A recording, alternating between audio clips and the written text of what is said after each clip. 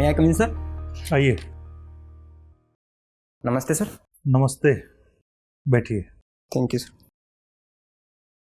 Covid के दौरान हम लोगों ने मास्क पहन रखा है, आपस में दूरी यथोचित बना रखी है, सैनिटाइजेशन का प्रयोग भी करते हैं हम लोग बीच बीच में, लेकिन मास्क पहन के बात करना बड़ा दिक्कत वाला मामला हो जाता है। इसलिए बात करते समय हम मास्क हटा देते हैं। ओके अगर आप बिना मास्क के कंफर्टेबल हैं तो आप भी मास्क हटा लीजिए, क्योंकि दूरी बहुत ज़्यादा है जी। अच्छा, हाँ, हम आपके डेफ को पढ़ना नहीं चाहते हैं, तो कुछ ऐसी बातें बताइए जिस क्षेत्र में आप हम लोगों से बातचीत करना चाहते हैं और जिस क्षेत्र में हम भी आपसे बातचीत कर सकें। सर मैंने 10th सरस्वती विद्या विहार उच्च माध्यमिक विद्यालय से किया है और 12th राजकीय उच्च माध्यमिक विद्यालय DN जोशी स्कूल से किया है, बांदीकुई से। और मैंने बीटेक सुरेश ज्ञान विहार यूनिवर्सिटी जयपुर से किया है और मैं वर्तमान समय में ग्राम विकास अधिकारी के पद पर कार्यरत हूँ सर। अच्छा, कब से कार्यरत हैं आप? सर मैं नवंबर 2017 से इस पद पर कार्यरत हूँ सर। और कब आपने बीटेक किया था? सर 2014 में मैंने बीटेक किया था सर। तो 2014 से 2017 तक तो आपका लक्ष्य था वीडियो बनना, या फिर आपको नौकरी नहीं मिली, या नौकरी की तलाश नहीं की आपने इंजीनियरिंग के बाद?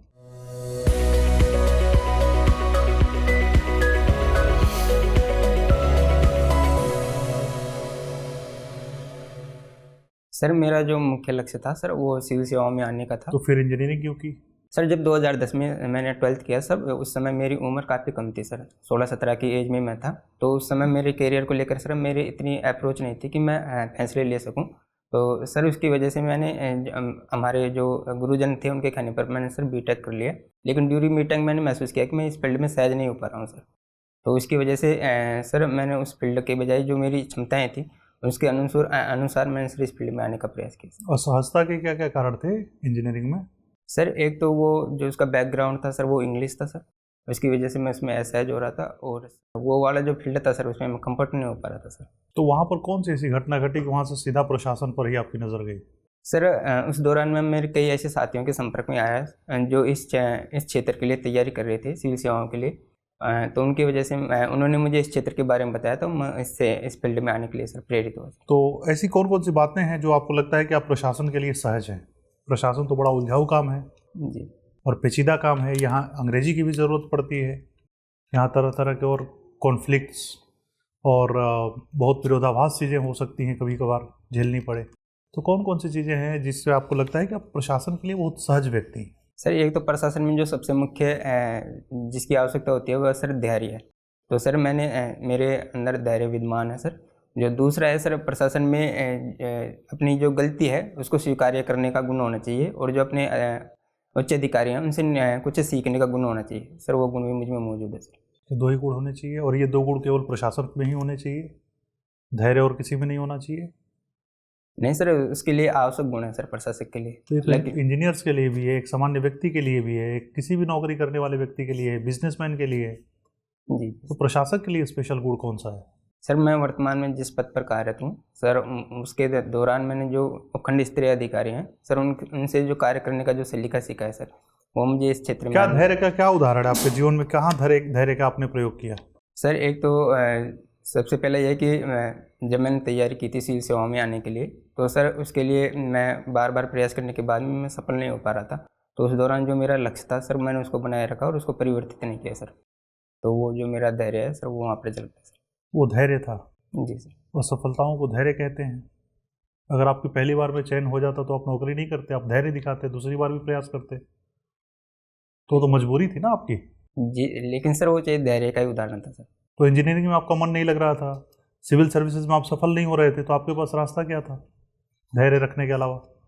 Sorry sir. अच्छा, चलिए कोई बात नहीं। आप जिस पंचायत में कार्यरत हैं, किसी पंचायत में ही होंगे जी। वहाँ पर कितने गांव हैं? सर उसमें 4 गांव हैं सर। 4 गांव हैं। और राजस्थान में कुल गांवों की संख्या कितनी है? सर अप्रोक्स डाटा याद नहीं, लगभग 2 लाख से ऊपर गाँव है सर। 2 लाख से ऊपर गाँव है। ग्रामीण लोगों की समस्याएं क्या है जो शहरी लोगों से अलग है? सर एक तो उनका जो सामाजिक स्तर है वो शहरी क्षेत्र के बजाय निम्न होना। जो दूसरा है सर, वहाँ की जो सामाजिक कुप्रथाएं हैं वो शहरों के बजाय सर ग्रामीण क्षेत्र में ज़्यादा हैं सर। और शहरों की तुलना में कौन कौन सी सुविधाएं ग्रामीण लोगों को प्राप्त है? सर एक तो वहाँ का जो प्राकृतिक वातावरण है, जो प्रदूषण रहित वातावरण, वो ग्रामीण क्षेत्र को मिलता है। ठीक है। दूसरा जो वहाँ के जो शुद्ध भोजन है वो भी सर उन्हें प्राप्त होता है सर। और? इसके साथ में जो वहाँ का जो एकल परिवार प्रथा जो शहरों में पाई जाती है, जिसके काफ़ी ज़्यादा दुष्प्रभाव है, उनके अपेक्षा वहाँ पर संयुक्त परिवार प्रथा पाई जाती है, तो उसके सर काफ़ी फायदे हैं। एकल परिवार प्रथा के क्या क्या गुण हैं? दोष तो बहुत लोग गिना देते हैं, गुण क्या है, अच्छाइयाँ क्या हैं?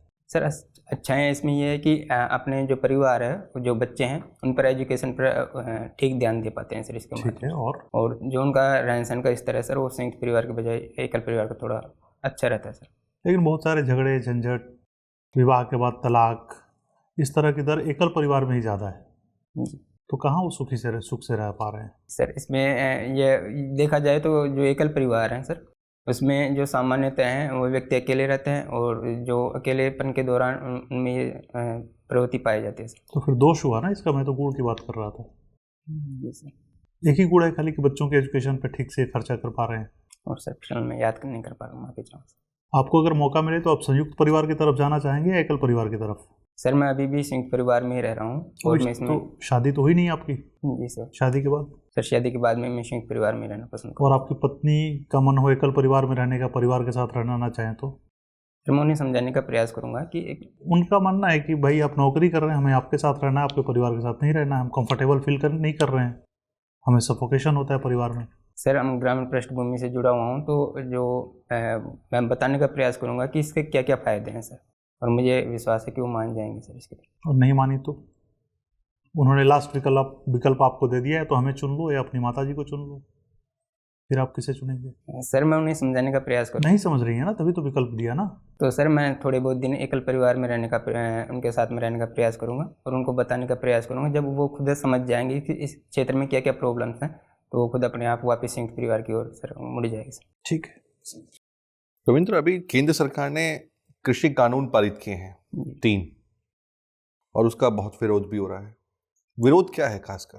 सर इसमें किसानों को कुछ आशंकाएं हैं, उनको लेकर वो विरोध कर रहे हैं। जैसे कि सर पहले तो एमएसपी प्राइस को लेकर सर किसानों की आशंका है। ठीक है।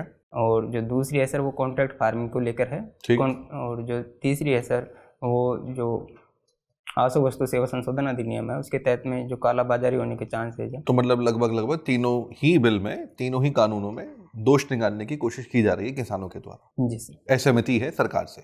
जी। आप सहमत हैं उस बिल से या नहीं? सर मैं उन बिलों में जो यदि इन न्यूज पॉइंट्स को हटा दिया जाए, और जो किसान वर्ग है उसके साथ में वार्ता की जाए, तो सर मैं इससे।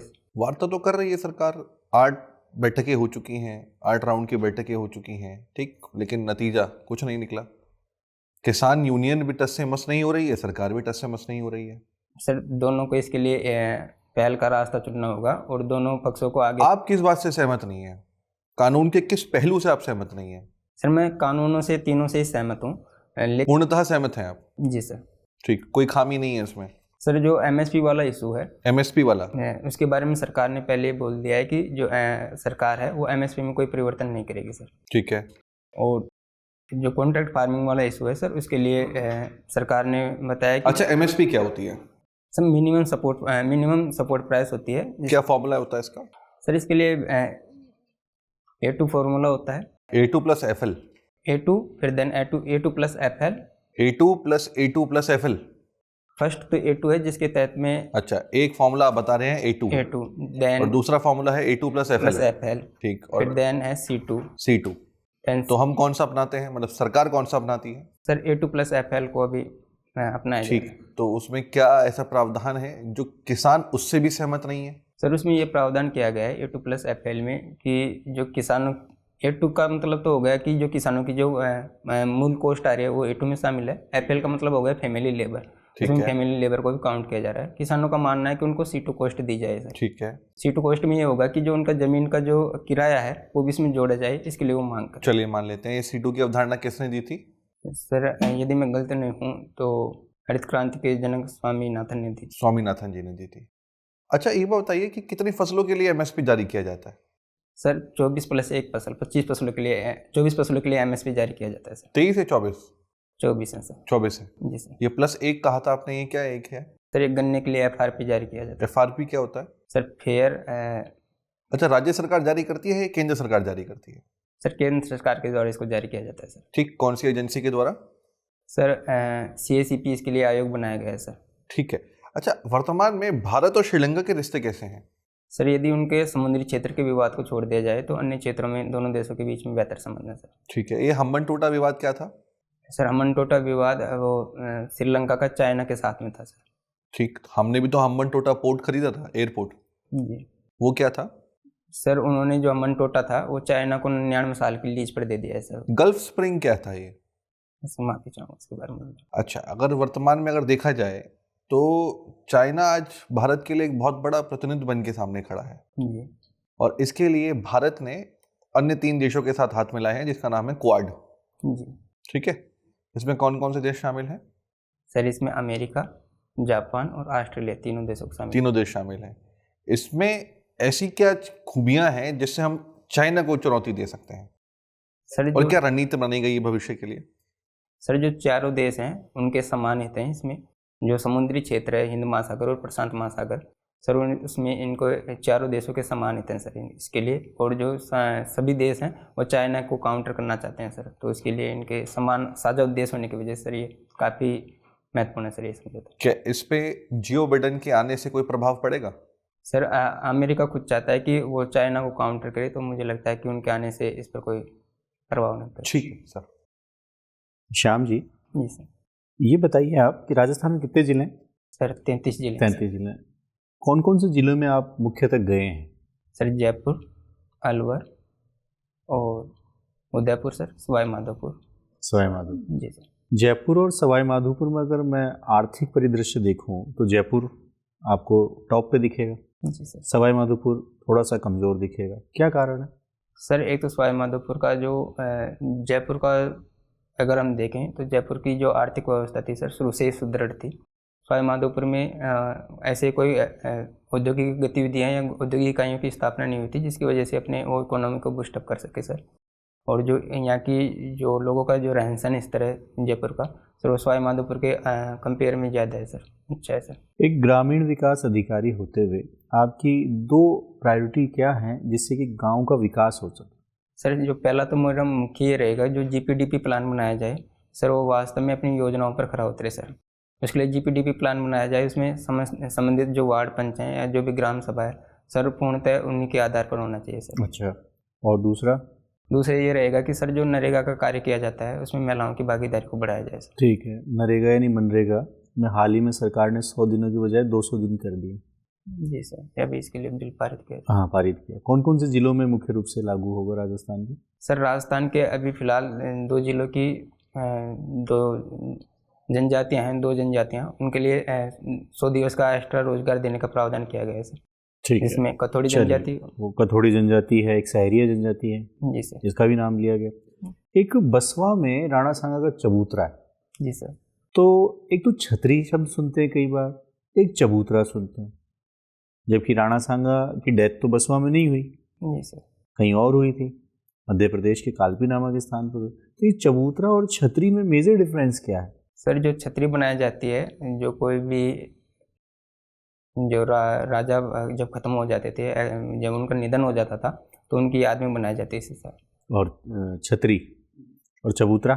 सर चबूतरे के बारे में मेरा कॉन्सेप्ट। ठीक है, तो ये बताइए फिर मकबरा क्या होता है और दरगाह क्या होता है?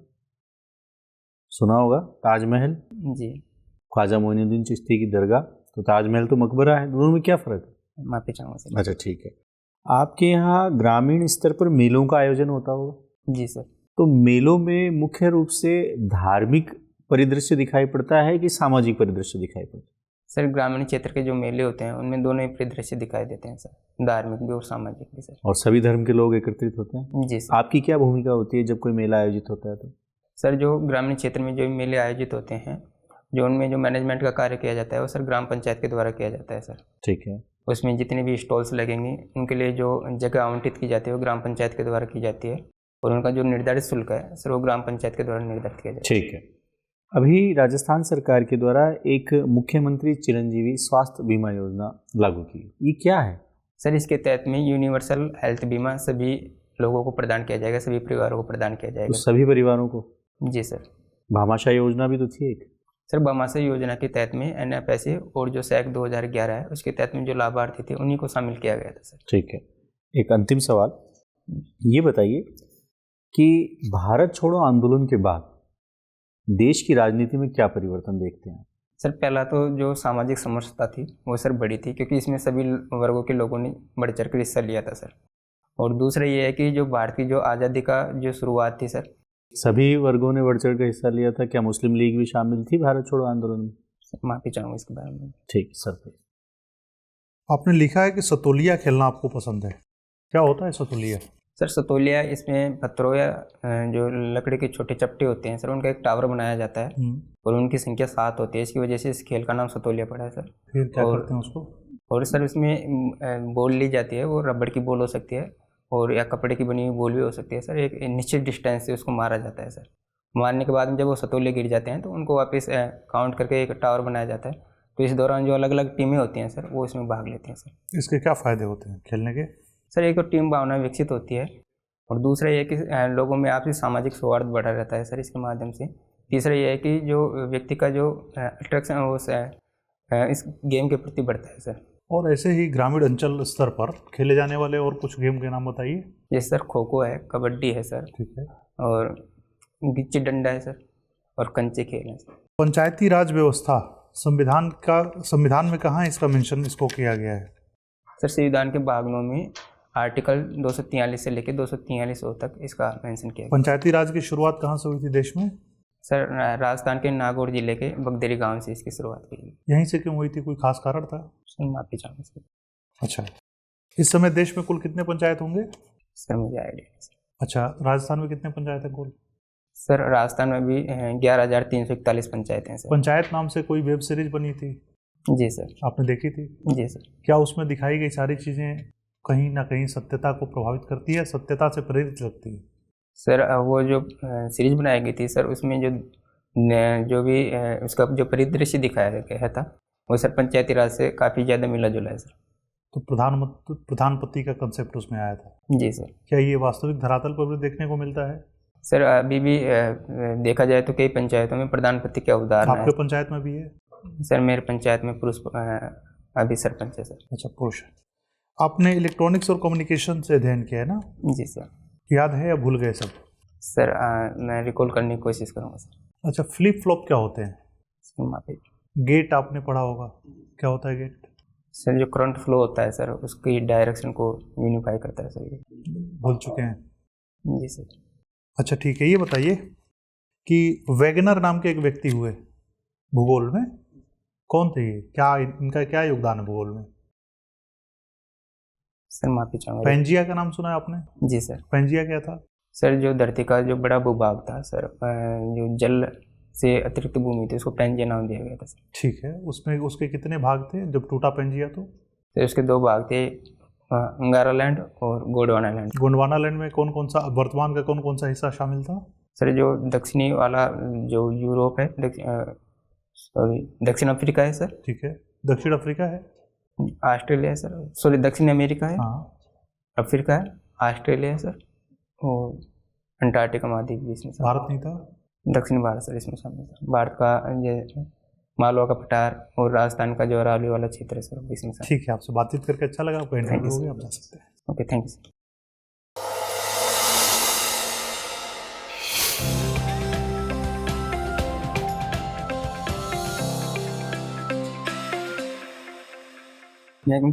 आइए आइए, कैसा लगा भाई इंटरव्यू आपका? सर अभी भी कुछ है क्षेत्र है जिसमें मुझे कार्य करने की आवश्यकता है सर। कहाँ?